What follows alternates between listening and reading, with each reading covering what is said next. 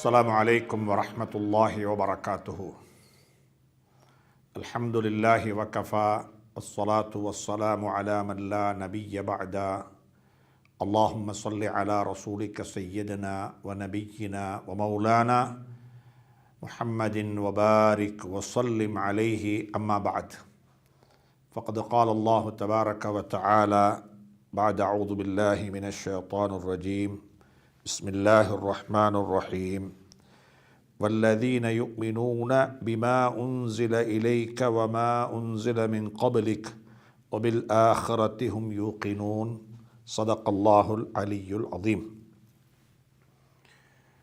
கண்ணியத்துக்கும் மதிப்புக்கும் மரியாதைக்கும் உரிய அன்பின் இஸ்லாமிய சகோதர நண்பர்களே, பெரியவர்களே, தாய்மார்களே, சகோதரிகளே, அல்லாஹ் சுப்ஹானஹு தஆலா நம் அனைவரையும் பொருந்திக்கொள்ள வேண்டும்.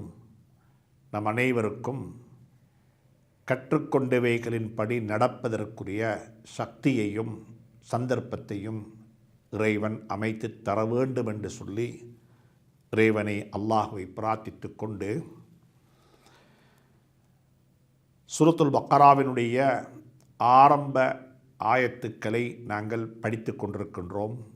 ஏதோ சில கருத்துக்களை அந்த ஆயத்துக்களை மையமாக வைத்து நாங்கள் பகிர்ந்து கொள்கின்றோம்.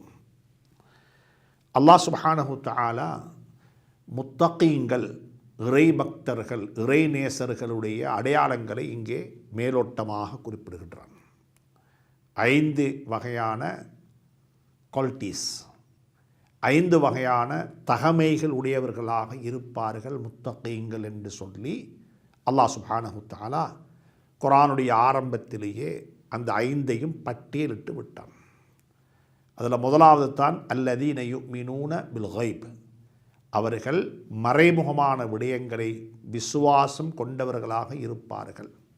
நாங்கள் மறைமுகம் என்றால் என்ன? கண்ணுக்கு தென்படாதது போன்று புத்திக்கு தென்படாதவைகளும் மறைமுகமானது. அக்லுக்கு படாதவைகளுக்கு அப்பால் வஹி என்று சொல்லி ஒன்றிருக்கிறது. இதை பற்றி நாங்கள் படித்தோம். அதற்கு பிறகு அல்லாஹ் சுப்ஹானஹு தஆலா சொல்லுகின்றான், அவர்கள் தொழுகைகளை நிலைநாட்டக்கூடிய மக்களாக இருப்பார்கள். அதை பற்றியும் தொழுகையை பால்படுத்துவது, தொழுகையை இகாமத்து ஸலா, தொழுகையை எஸ்டாப்ளிஷ் பண்ணுவது, நிறைவேற்றுவது, இப்படியாக தொழுகையை பற்றியும் ஓரளவு நாங்கள் சென்ற வகுப்புகளினூடாக பார்த்தோம். மூணாவது அல்லாஹ் சுப்ஹானஹு தஆலா மிக அழகாக சொல்லுகின்றான், முத்தகீங்களுடைய ஒரு குவாலிட்டி என்னவென்று சொன்னால் வமிம்மா ரஸக்னாஹும் யுன்ஃபிகூன். நாம் அவர்களுக்கு எவைகளையெல்லாம் வழங்கி இருக்கின்றோமோ அவைகளில் இருந்து அவர்கள் செலவழிப்பார்கள். அவைகளில் இருந்து சிலரை அவர்கள் செலவழிப்பார்கள். அவர்களும் வாழ்ந்து கொள்வார்கள், அவர்களும் பாவித்துக் கொள்வார்கள். அதே போன்று அவர்கள் மற்றவர்களுக்கும் அதை பங்கிட்டு பகிர்ந்தளிப்பார்கள் என்று சொல்லக்கூடிய கருத்தை அல்லாஹ் சுப்ஹானஹு தஆலா மூணாவது அடையாளமாக சொல்லியிருக்கின்றான். சென்ற வார வகுப்பினூடாக நாங்கள் அதை விரிவாக பார்த்தோம். செலவழிப்பதென்றால் சம்பாதிக்க வேண்டும், பணம் இருக்க வேண்டும், தன்னுடைய பணத்தை தான் செலவழிக்க வேண்டும். சுப்ஹானல்லாஹ். சம்பாதித்தவைகள் அனுபவித்துக் கொள்ளுங்கள், அனுபவிப்பதை மறந்துவிடவும் வேண்டாம். வலா தன்ஸ நஸீபக மினத் துன்யா குல் மன் ஹர்ரம ஸீனத்தல்லாஹி அல்லதி அக்ரஜ லிஇபாதிஹி. அதையும் செய்து கொள்ளுங்கள். அதே போன்று பிறரையும் கவனித்துக் கொள்ளுங்கள், பிறருக்கும் வாரி வழங்குங்கள், பிறரையும் வாழ வைத்து விடுங்கள். நீங்கள் வாழுவதை விடவும் பிறரை வாழ வைப்பது என்பதுதான் வரலாறு என்று சொல்லக்கூடிய ஒரு பகுதியை நாங்கள் சென்ற வாரம் பார்த்தோம். அதில் இன்னும் ஒன்றையும் பார்த்தோம். என்னிடம், உங்களிடம், உலகத்தாரிடம் இருக்கக்கூடிய அத்துணை வகையான வளங்களும் அது எங்களுக்கு சொந்தமானது அல்ல, எங்களுக்கு தரப்பட்டவைகள், எங்களிடத்தில் ஒப்படைக்கப்பட்டிருக்கிறது. அல்லாஹ் விரும்பினால் அதை அவனுக்கு எடுத்துக்கொள்ளவும் முடியும். அல்லாஹ் விரும்பினால் அதனை எங்களிடமிருந்து பறித்து எடுத்துக்கொள்ளவும் முடியும். இன்றைய பணக்காரன் எல்லா நாட்களிலும் பணக்காரனாக இருக்க மாட்டான். இன்று இருக்கக்கூடிய செல்வாக்கு எதனாலும் இருக்க மாட்டாது. இன்றிருக்கக்கூடிய அறிவு, இன்றிருக்கக்கூடிய ஆளுமை எதனாலும் இருக்க மாட்டாது. இன்று இருக்கக்கூடிய அரசியல் பலம் எதனாலும் இருக்க மாட்டாது. அல்லாஹ் சுப்ஹானஹு தஆலா சூரா பனி இஸ்ராயீலில் மிக அழகாக சொல்லுகின்றான். நபி ஸல்லல்லாஹு அலைஹி வஸல்லம் அவர்களை பார்த்து சொல்லுகின்றான், நாங்கள் உங்களுக்கு தந்திருக்கக்கூடிய இந்த விஸ்டம், இந்த வஹி, இந்த கல்வி ஞானம், இந்த ஆளுமை, இதை நாங்கள் உங்களிடமிருந்து எடுத்துவிட்டால், அப்படி எடுக்க மாட்டோம், எடுத்துவிட்டால் இதை திருப்பி தருவதற்கு யார் இருக்கிறாங்க, யாரால் அதனை திருப்பி தர முடியும்? சூரா பனி இஸ்ராயீலுடைய ஆயத்துக்களினூடாக அல்லாஹ் சுப்ஹானஹு தஆலா மிக அழகாக அதனை தெளிவுபடுத்துகின்றான். அல்லாஹ் எங்களுக்கு சொல்லித் தருகின்றான், நீதி என்பது அனைவருக்கும் ஒன்று, அனைவரையும் ஒரே மாதிரியாகத்தான் நான் வல இன் ஷிஅனா லனذهبن, அல்லாஹ் சுப்ஹானஹு தஆலா சூரா பனி இஸ்ராயீலில் சொல்லுகின்றான், வல இன் ஷிஅனா, நாங்கள் நாடினா, லனذهبن, நாங்கள் அப்படியே எடுத்து விடுவோம், அழித்து விடுவோம், உயர்த்தி விடுவோம் நாங்கள் உங்களுக்கு தந்திருக்கக்கூடிய வஹியை. அதற்கு பிறகு யாரால் இதனை உங்களுக்கு திருப்பி தர முடியும்? சுப்ஹானல்லாஹ், இது வஹிக்கு மட்டும் சொந்தமானது அல்ல, அத்துணை வகையான பலங்களுக்கும் சொந்தமானது. அல்லாஹ் தந்திருக்கின்றான், சந்தோஷமாக வாழ வைத்திருக்கின்றான், ஆளுமைகளை தந்திருக்கின்றான், வளங்களை தந்திருக்கின்றான். அல்லாஹ் சொல்லிவிட்டு சொல்லுகின்றான், நாங்கள் நாடினால் இதை எங்களால் எடுத்து விடவும் முடியும். சும்ம லா தஜிது, அதற்கு பிறகு நீங்கள் பெற்றுக்கொள்ள மாட்டீர்கள். இதை உங்களுக்கு திருப்பி தருவதற்கு எந்த ஒரு ஏஜென்சியும் முன்னுக்கு வர மாட்டாங்க. எந்த ஒரு ஏஜென்சியாலையும், எந்த ஒரு வக்கீலாலையும் இதை உங்களுக்கு திருப்பி தர முடியாது. நாங்கள் அப்படித்தான் பார்க்கின்றோம். ஒரு காலத்தில் பெரிய பிஸ்னஸ் பண்ணிக்கொண்டு, தொழில் செய்து கொண்டு தொழிலதிபர்களாக இருந்தவர்கள் ஜகாத்து வாங்கக்கூடியவர்களாக இருக்கிறார்கள். செல்வாக்கள் உச்சகட்டத்தில் இருந்தவர்கள் ஒரு சாதாரண மனிதனாக மாறிவிட்டார்கள். அரசியல் பலத்தில் இனி இல்லை என்று சொல்லி கொடிகட்டி பறந்தவர்கள் எங்கேயோ ஒதுக்கப்பட்டு விட்டார்கள். இது அல்லாஹ் சுப்ஹானஹு தஆலா சொல்லுகின்றான், இருக்கும் பொழுது பாவித்துக் கொள்ளுங்கள், இருக்கும் பொழுது அனுபவித்துக் கொள்ளுங்கள், இருக்கும் பொழுது பிறரை வாழ வைத்து விடுங்கள், அதுதான் வரலாறாக மாறிவிடும். எனவே அல்லாஹ் சுப்ஹானஹு தஆலா எங்களுக்கு தந்தவைகள் அனைத்தும், எங்களிடம் இருக்கக்கூடிய அனைத்தும் அவனுக்குத்தான் சொந்தம். வமிம்மா ரஸக்னாஹும், நாம் அவர்களுக்கு கொடுத்தது, வழங்கியதிலிருந்து அவர்கள் செலவழிப்பார்கள். சொன்னேன், யூசுப் அலைஹிஸ்ஸலாத்து வஸ்ஸலாம் அவர்கள் அப்படித்தான் சொன்னார்கள். கனவுக்கு தாற்பயம் சொல்லும் பொழுதும் அப்படித்தான் சொன்னார்கள். நாட்டை ஆளும் பொழுதும் அப்படித்தான் சொன்னார்கள். வஅல்லம்தனி மின் தஅவீலில் அஹாதீஸ், நீ எனக்கு கற்றுத்தந்தாய், நீ எனக்கு சொல்லித்தந்தாய். குர்ஆனை பிரட்டி பார்க்கும் பொழுது குர்ஆன் பல இடங்களில் விலாவாரியாக சொல்லுகிறது, உங்களிடம் இருக்கக்கூடிய ஆளுமைகள், உங்களிடம் இருக்கக்கூடிய வளங்கள் எதுவுமே உங்களுக்கு சொந்தமானது அல்ல. நான் சென்ற வகுப்பில் கூட குறிப்பிட்டேன், சர்தார் ஆலம் தாஜுல் மதீனா முஹம்மது ரசூலுல்லாஹி ஸல்லல்லாஹு அலைஹி வஸல்லம் அவர்களை கூட பார்த்து அல்லாஹ் சொல்லுகிறான், உங்களிடம் இருக்கக்கூடிய அருள், கருணை, ரஹ்மத்து, அதுவும் நான் உங்களிடம் தந்தது, நான் உங்களிடம் வைத்திருக்கக்கூடியது. ஃபபிம ரஹ்மத்தின் மினல்லாஹி லின்த லஹும். சுப்ஹானல்லாஹ். ஃபபிம ரஹ்மத்தின் மினல்லாஹி லின்த லஹும். நீங்கள் இவ்வளவு இரக்கமாக, மெல்லினமாக, பணிவாக, பண்பாக மக்களுடன் நடந்து கொள்றீங்க தானே, இதுவும் என்னுடைய ரஹ்மத்து, என்னுடைய அருள் என்று சொல்லி அல்லாஹ் சுப்ஹானஹு தஆலா குர்ஆனில் கூறிட்டு காட்டுகின்றான். எனவே உலகத்தில் எங்களிடம் இருக்கக்கூடிய அத்துணை வளங்களும், அது புன்முறுதல் புகுப்பதாக இருக்கலாம், எங்களுடைய மெல்லின தன்மையாக இருக்கலாம், எங்களுடைய சாஃப்ட் டீலிங்காக இருக்கலாம், சுப்ஹானல்லாஹ், எங்களிடம் இருக்கக்கூடிய அத்துணை வகையான வளங்களும் அது அல்லாஹ்வின் புறத்திலிருந்து எங்களுக்கு தரப்பட்டவைகள். முத்தகீன்களுடைய மூணாவது அடையாளம் என்னவென்று சொன்னால், அவர்களுக்கு நாங்கள் எவைகளையெல்லாம் வழங்கி இருக்கின்றோமோ அவைகளை அவர்கள் நல்ல வழியில் செலவழிப்பார்கள். அல்லாஹ் சுப்ஹானஹு தஆலா நம் அனைவருக்கும் துணை புரிவானாக. இன்னமொரு விடயத்தையும் கருத்தில் கொள்ளுங்கள். செலவழித்தல் என்று சொல்லும் பொழுது எப்படி இருக்க வேண்டும்? ஏனென்றால் ஒன்றை புரிந்து கொள்ள வேண்டும். இஸ்லாம் மார்க்கத்தினுடைய ஒரு மிக அழகான முக்கியமான ஒரு விடயம் என்னவென்று சொன்னால் சமநிலை பேணுதல். சமநிலை பேணுதல். எதை எடுத்தாலும் அதில் சமநிலை பேணப்பட வேண்டும். அதுதான் குர்ஆன். கடும்போக்குத்தனமும் கூடாது, பொடுபோக்குத்தனமும் கூடாது. கடும்போக்கையும் குர்ஆன் வன்மையாக கண்டித்திருக்கிறது. ஈசா அலைஹிஸ்ஸலாத்து வஸ்ஸலாம் அவருடைய விடயத்தில் கிறிஸ்தவ சமூகம் எல்லை மீறி விட்டார்கள் என்று குர்ஆன் சொல்லுகிறது. கடும்போக்கை கடைபிடித்துக் கொண்டார்கள். நபியாக ரசூலாக உலகத்துக்கு வந்தவரை கடவுளாக மாற்றிவிட்டார்கள். யூத சமூகம் பொடுபோக்குத்தனம் செய்து விட்டார்கள். நபியாக ரசூலாக ரூஹுல்லாவாக கலிமத்துல்லாவாக சித்தரிக்கப்பட்டு உலகத்துக்கு அனுப்பி வைக்கப்பட்ட ஈசா அலைஹிஸ்ஸலாத்து வஸ்ஸலாம் அவர்களை முறை தவறாக கிடைத்த குழந்தை என்று அவர்கள் வர்ணித்து விட்டார்கள். இது ரெண்டும் தவறு. பொடுபோக்குத்தனம் கூடாது, கடும்போக்குத்தனமும் கூடாது. செலவழிப்பதிலும் அப்படித்தான். பேலன்ஸ், சமநிலை பேணுதல். கஞ்சத்தனமும் கூடாது, வீண் விரயமும் கூடாது. கஞ்சத்தனமும் கூடாது, வீண் விரயமும் கூடாது. செலவழித்தல் என்று சொன்னால் எவ்வளவு எந்த இடத்தில் செலவழிக்க வேண்டுமோ அந்த இடத்தில் அளவை விடவும் அதிகமாகாமல் அது செலவழிக்கப்படும் பொழுதுதான் அது இன்ஃபாக்காக கருதப்படும். அதைத்தான் அல்லாஹ் சுப்ஹானஹு வ தஆலா குர்ஆனில் சூரத்துல் ஃபுர்கானுடைய ஒரு ஆயத்தில் சொல்லுகின்றான். வ இபாதுர் ரஹ்மான். இபாதுர் ரஹ்மான் அல்லாஹுடைய ரஹ்மானுடைய அடியார்கள். சுப்ஹானல்லாஹ்.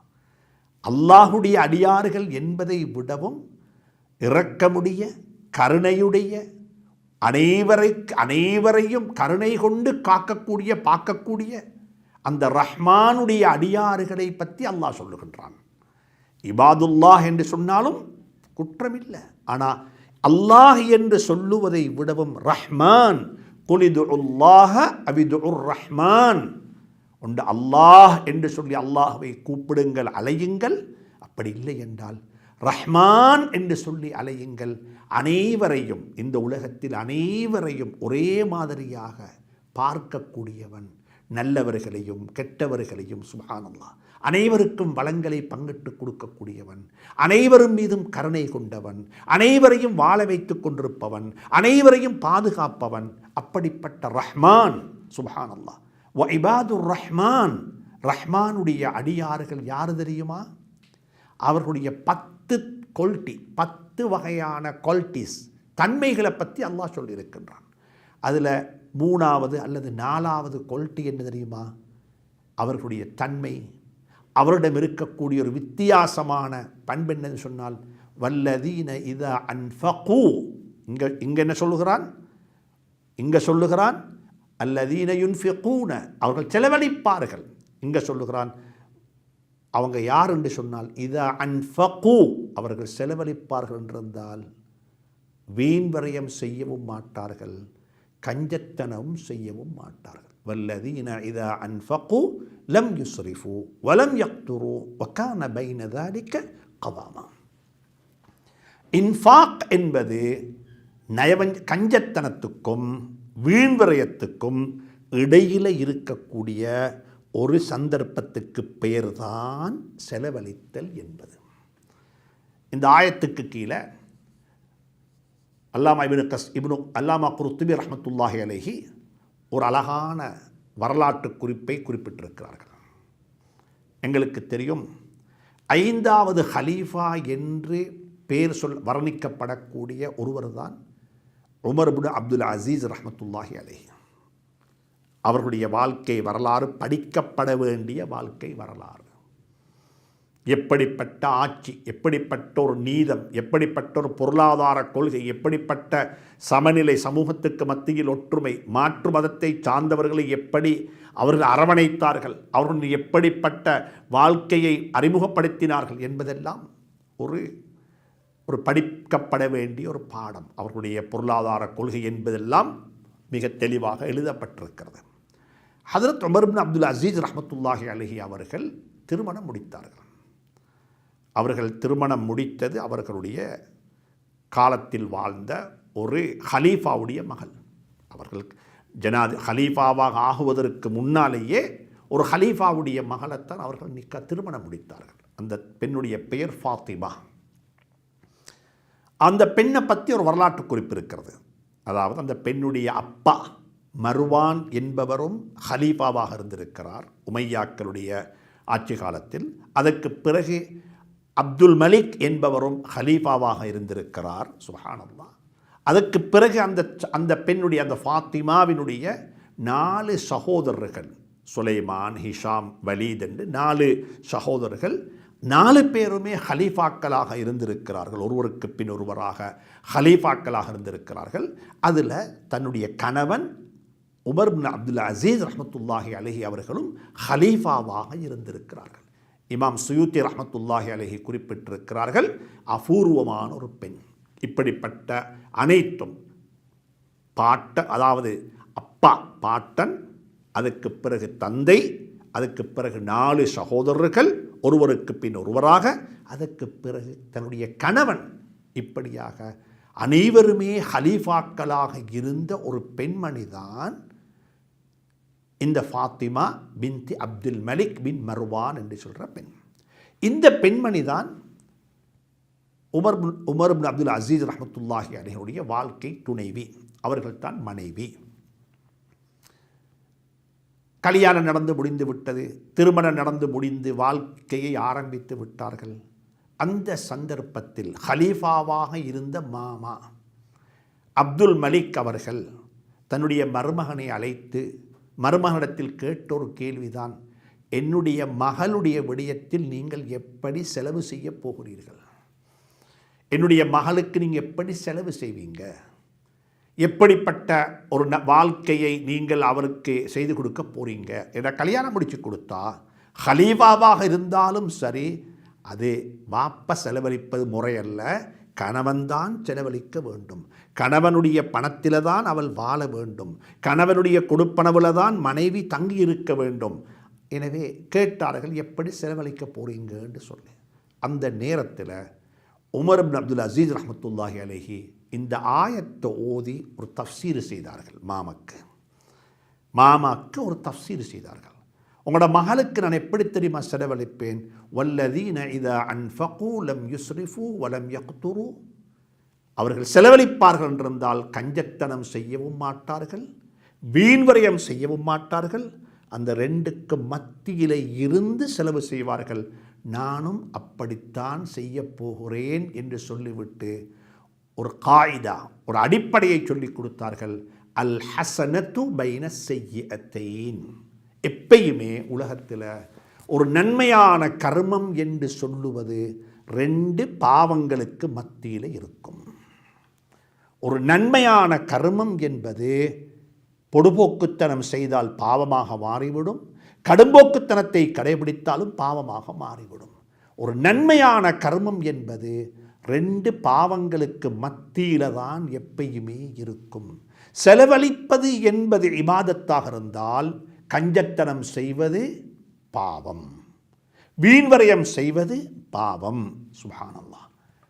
2 பாவங்களுக்கு மத்தியில் இருக்கக்கூடியவைகள் தான் நன்மையான கர்மம். குடும்ப உறவுகளை பேணவும் வேண்டும், மஹரத்தை பேணவும் வேண்டும். மஹரம் பேண வேண்டும் என்பதற்காக வேண்டி குடும்ப உறவுகளை துண்டித்து விடவும் முடியாது. குடும்ப உறவுகளை பேண வேண்டும் என்பது, குடும்ப உறவுகளை பேணுவதனூடாக மஹரம் பேண முடியாமல் இருக்கிறது என்பதற்காக வேண்டி குடும்ப உறவுகளை துண்டித்து விடவும் முடியாது. சுப்ஹானல்லாஹ். ஒவ்வொன்றாக பார்க்க முடியும். இராக்காலங்கள் எல்லாம் நின்று வணங்க வேண்டும், நல்ல விடயம். ஆனால் குடும்பத்துக்கும் மனைவிக்கும் கொடுக்கப்பட வேண்டிய நேரத்துடன் உங்களுடைய உடம்புக்கு கொடுக்கப்பட வேண்டிய நேரமும் கொடுக்கப்பட வேண்டும். குடும்பத்துக்கு கொடுக்க வேண்டிய நேரத்தையும் எடுத்துக்கொண்டு தன்னுடைய உடம்புக்கு கொடுக்க வேண்டிய ஹக்கையும் கொடுக்காமல் அந்த நேரத்தையும் அபகரித்து கொண்டு நாங்கள் காலமெல்லாம் நின்று வணங்க போகிறோம் என்றிருந்தால் இல்லை, அது எல்லை மீறுதல். எல்லை மீறுதல், இரவுல தூக்கமே தூக்கம், பொழுதுபோக்கே பொழுதுபோக்கு, பாவமான கர்மத்திலேயே காலம் கழியுது, நின்று வணங்குறதுக்கு சந்தர்ப்பம் கிடைக்குதே இல்லை, அதற்கு சோம்பேறித்தனம் தலைக்கு மேலே வந்து நிற்குது. பாவம் ரொம்ப லேசாக இருக்குது. இராக் காலங்களில் பாவம் செய்வதில் மீதுள்ள மோகம் நன்மை செய்வதில் வந்த வரை இல்லை என்றிருந்தால் ஞாபகத்தில் வச்சுக்கோங்க, பாவத்தில் எல்லை மீறிவிட்டோம், பாவத்தில் எல்லை மீறிவிட்டோம். எனவே தான் இஸ்லாத்தினுடைய எந்த கர்மத்தை நீங்கள் எடுத்துக்கொண்டாலும் சரி, எதை எடுத்துக்கொண்டாலும் சரி, அல் ஹசனத்து பைன ஸய்யிஅத்தைன், ஒரு நன்மையான கர்மம் ரெண்டு பாவத்துக்கு மத்தியில் தான் இருக்கும் என்ற அடிப்படையை ஹஜ்ரத் உமர் இப்னு அப்துல் அஸீஸ் ரஹ்மத்துல்லாஹி அலைஹி மிக அழகாக குறிப்பிட்டார்கள். எனவே வல்லதீன அவர்கள் யார் என்று சொன்னால் அவர்கள் யுகீமூன ஸலா, அவர்கள் தொழுகையை நிலைநாட்டுவார்கள். அதே போல் அல்லாஹ் சுப்ஹானஹு தஆலா சொல்லுகிறான், அவர்கள் வமிம்மா ரஸக்னாஹும் யுன்ஃபிகூன், நாங்கள் அவர்களுக்கு எவைகளை எல்லாம் வழங்கி இருக்கின்றோமோ அவைகளில் இருந்து அவர்கள் செலவழிப்பார்கள், செலவு செய்வார்கள் என்று அல்லாஹ் சொல்லிவிட்டு நாலாவது ஒரு பண்பாக சொல்லுகின்றான். முத்தகீங்களுடைய இறைபக்தர்களுடைய நாலாவது ஒரு தன்மை என்னவென்று சொன்னால், வல்லதீன அவர்கள் எப்படிப்பட்டவர்கள் என்றால் யுமினூன், அவர்கள் விசுவாசம் கொண்டிருப்பார்கள், ஈமான் கொண்டிருப்பார்கள். எதை கொண்டு? பிமா உன்சில இலைக், உங்களுக்கு நாங்கள் 23 வருட காலமாக கொஞ்சம் கொஞ்சமாக இறக்கி வைத்த அந்த திருக்குர்ஆனை, அந்த வஹ்யை அவர்கள் விசுவாசம் கொள்ளுவார்கள், ஈமான் கொள்ளுவார்கள். அது மட்டுமல்ல, உங்களுக்கு முன்னால் நாங்கள் இறக்கி வைத்த வேத நூட்கள் தௌராத், இன்ஜீல், ஜபூர், சுஹ்ஃபுகள் என்று சொல்லி பல வேத நூட்களையும் பல ஏடுகளையும் நாங்கள் இறக்கி வைத்தோம், அவைகளையும் அவர்கள் விசுவாசம் கொள்ளுவார்கள், அவைகளையும் அவர்கள் நம்புவார்கள். இது ஒரு அடிப்படையான முத்தகீங்களுக்கு முஃமின்களுக்கு இருக்கக்கூடிய நாலாவது ஒரு கொள்கை, அடிப்படை. இப்போ யோசிங்க பார்ப்போம். குர்ஆனை ஓதுகின்றோம், மாஷா அல்லாஹ், குர்ஆனை ஓதுகின்றோம், மாஷா அல்லாஹ். குர்ஆனின் மீது நம்பிக்கை, குர்ஆன் சொல்லக்கூடிய கருத்துக்களின் மீது ஈமான், குர்ஆன் சொல்லக்கூடிய கருத்துக்களின் மீது எங்களுக்கு இருக்கிற அசைக்க முடியாத குர்ஆனில் சொல்லப்பட்டிருக்கிறதா? அப்போ எனக்கு அதில் தலையிடுறதுக்கு, என் புத்தியை போடுறதுக்கு, என் புத்தியை பாவிக்கிறதுக்கு எனக்கு அனுமதி இல்லை. அந்த இடத்தில் நான் என்னுடைய புத்தி அப்படியே ஒரு பக்கமாக வைத்துவிட்டு நான் இந்த குர்ஆனை நம்ப வேண்டும், குர்ஆனை நம்ப வேண்டும். இதைத்தான் அல்லாஹ் சுப்ஹானஹு தஆலா முத்தகீங்களுடைய நாலாவது அடையாளமாக சொல்லுகின்றான். வல்லதீன யுமினூன, அவர்கள் யாரென்றால் அவர்கள் ஈமான் கொள்ளுவார்கள், விசுவாசம் கொண்டிருப்பார்கள். பிமா உன்சில இலைக், உங்களுக்கு நாங்கள் இறக்கி வைத்த அந்த குர்ஆன், அந்த திருவேதத்தின் மீது அவர்கள் விசுவாசம் கொண்டிருப்பார்கள். உங்களின் மீது இறக்கி வைக்கப்பட்டது மட்டுமல்ல, உங்களுக்கு முன்னால் வாழ்ந்த நபிமார்களுக்கு இறக்கி வைக்கப்பட்ட ஹஜ்ரத் ஈசா அலைஹி ஸலாத்து வஸ்ஸலாமுக்கு இறக்கி வைக்கப்பட்ட இன்ஜீல், மூசா அலைஹிஸ்ஸலாத்துக்கு இறக்கி வைக்கப்பட்ட தௌராத், தாவூத் அலைஹிஸ்ஸலாத்துக்கு இறக்கி வைக்கப்பட்ட ஜபூர், அதே போல் இப்ராஹிம் அலைஹிஸ்ஸலாத்து வஸ்ஸலாம் அவர்கள் போன்ற நபிமார்களுக்கு கொடுக்கப்பட்ட சுஹ்ஃபுகள், ஏடுகள், இவைகளின் மீது அவர்கள் விசுவாசம் கொண்டிருப்பார்கள். சுப்ஹானல்லாஹ், சுப்ஹானல்லாஹ். அன்புக்குரிய நண்பர்களே, சகோதரர்கள், இப்போ கொஞ்சம் யோசிங்க பார்ப்போம். என்னுடைய உங்களுடைய வாழ்க்கையில் குர்ஆனுடைய கருத்துக்களை நாங்கள் எப்படி நம்புகின்றோம்? ஈமான் இருக்குன்னு சொல்லுகின்றோம், நடைமுறை வாழ்க்கையில் வாயால் சொல்லிக்கொள்கிறோம், எங்கள்கிட்ட ஈமான் இருக்குன்னு சொல்லிக்கொள்கின்றோம். நான் கேட்குறேன், புத்தியை ஒரு பக்கமாக மடக்கி வைத்து விட்டு குர்ஆன் சொல்லக்கூடிய கருத்து உண்மை, அதில் எந்த வகையான லா யஅதீஹில் பாத்தில், குர்ஆன் சொல்லக்கூடிய கருத்துக்கு முரணான ஒரு கருத்தை உலகத்தில் யாராலையும் முன் வைக்க முடியாது என்று சொல்லக்கூடிய அளவுக்கு ஒரு நம்பிக்கை, ஒரு விசுவாசம், ஒரு வகையான கொள்கை பிடிவாதம் என்னிடத்தில் உங்களிடத்தில் இருக்கிறதா? என்னிடத்தில் இருக்கிறதா? ஒவ்வொன்றாக யோசிப்போம். அது குடும்பவியலாக இருக்கலாம், சமூகவியலாக இருக்கலாம், வணிகமாக இருக்கலாம், சொந்த வாழ்க்கையாக இருக்கலாம், சமூக பணிகளாக இருக்கலாம். எந்த ஒரு பணியிலையாக இருந்தாலும் குர்ஆன் என்ன சொல்லுது? குர்ஆனுக்கு மாற்றமா? இல்லை. நான் மிம்பரில் இருந்துதான் ஒரு கருத்தை குர்ஆனுக்கு முரணாக சொன்னாலும் இல்லை, அந்த கருத்திலிருந்து நான் வாபஸ் வாங்கிக் கொள்வதற்கு நான் தயார். என்னுடைய கருத்து அது இல்லை, அது பிழை. உமர் ரலியல்லாஹு தஆலா அன்ஹு அப்படி நடந்துச்சுது. ஒரு கருத்தை சொன்னார்கள், ஒரு பெண்மணி எழும்பி சொன்னா, இல்லை இந்த கருத்து குர்ஆனுக்கு முரணானது. ஹலீஃபாவாக இருக்கிறவர், நாட்டுக்கு ஜனாதிபதியாக இருக்கிறவர் மிம்பர் மேடையில் இருந்து ஒரு கருத்தை சொல்லுகிறார். அதுவும் ஒரு சமூக நலனுக்காக வேண்டித்தான் சொன்னார்கள். அன்புக்குரிய நண்பர்களே, சகோதரர்களே, தாய்மார்களே, ஒரு பெண்மணி எழும்பி சொன்னா, இல்லை இது தவறு, குர்ஆன் அப்படி சொல்ல இல்லை என்று சொன்ன சந்தர்ப்பத்தில் கான வக்காஃபன் இந்தல் குர்ஆன், குர்ஆன் அப்படி சொல்லுதா, இது எனக்கு தெரியாதே, அப்படியே அடங்கி விட்டார்கள். தன்னுடைய கருத்தை மாற்றிக்கொண்டார்கள். தன்னை குர்ஆனுக்கு முன்னால் அறியாதவனாக உலகத்துக்கு அறிமுகப்படுத்தினார்கள். சுப்ஹானல்லாஹ். அன்புக்குரிய நண்பர்களே, சகோதரர்களே, குர்ஆன் உடைய விடயத்தில் நாங்கள் எங்கே இருக்கின்றோம்? இதுதான் இன்றைக்கு இருக்கிற ஆகப்பெரிய கேள்வி. குர்ஆன் படி நடக்க வேண்டும் என்று சொல்லுகின்றோம். முதியோர் இல்லங்கள் கூடிக்கொண்டு போகுது. குர்ஆன் சொல்லுது, வகலா ரப்புக அல்லா தஅபுது இல்லா இய்யாஹு வபில் வாலிதைனி இஹ்சானா. இந்த ஆயத்தை ஓதிக்கொண்டு காலங்களில் தஹஜ்ஜத்து தொழுது கொண்டு, இந்த ஆயத்தை ஓதிக்கொண்டு குர்ஆன்களை தமாம் செய்து கொண்டு நாங்கள் எங்களுடைய பெற்றோர்களை அவமதித்து கொண்டிருக்கின்றோம். பெற்றோர்களை மனதுகளை நோகடித்து கொண்டிருக்கிறோம் என்றிருந்தால் நான் கேட்கிறேன், நான் ஓதக்கூடிய குர்ஆனுக்கும் என்னுடைய விசுவாசத்துக்கும் என்னுடைய வாழ்க்கைக்கும் இடையிலுள்ள தொடர்பாடல் என்ன? வட்டி ஹராம் என்பதை நம்புகின்றோம், ஓதுகின்றோம், ஆனால் வட்டியில் வாழுகின்றோம். வட்டியில் வாழுகின்றோம். அன்புக்குரிய நண்பர்களே, சகோதரர்களே, ஈமான் என்பது உள்ளத்தால் நம்புவது, அதனுடைய பரிபூர்ணத்துவம் அதை நடைமுறைப்படுத்துவது, அதை வாயால சொல்லுவது. இப்ப யோசிங்க பார்ப்போம். இந்த ஆயத்து வல்லதீன யுமினூன பிமா உன்ஸில இலைக், உங்களின் மீது இறக்கி வைக்கப்பட்ட குர்ஆனை, திருவேதத்தை அவர்கள் அப்படியே நம்புவார்கள்.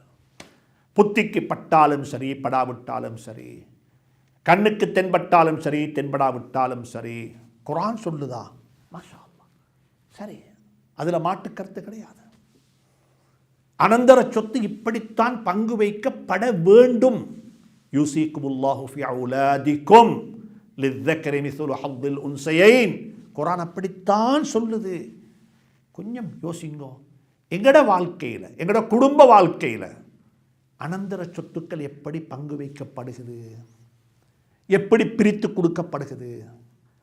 இது குர்ஆனுடைய ஆரம்பத்திலேயே அல்லாஹ் சுப்ஹானஹு வ தஆலா எங்களுக்கு சொல்லித்தரான்.